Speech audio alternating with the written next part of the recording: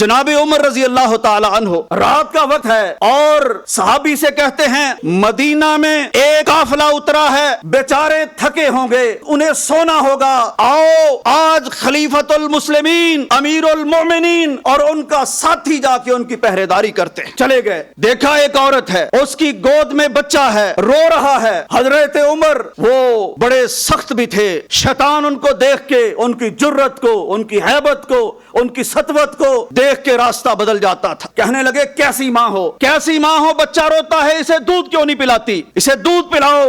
اس کا رونا عمر سے دیکھا نہیں جاتا۔ ادھر سے چکر کاٹ کے واپس آئے، بچہ بدستور رو رہا ہے۔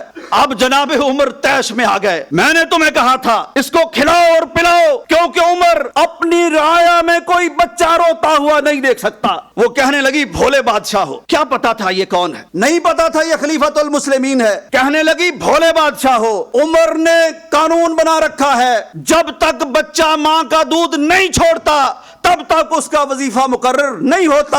میں اس کو دودھ چھڑوا رہی ہوں، نہیں دودھ پلا سکتی کیونکہ میں نے اس کا وظیفہ لگوانا ہے۔ عمر کانپ اٹھے، کہا عمر کتنے بچوں کو تو نے رلایا، کتنی ماؤں کو تو نے ستایا، جا کے فوراً قانون بدل دیا کہ کل سے قانون یہ ہوگا بچہ پیدا ہوگا فوراً بیت المال میں اس کا وظیفہ لگے۔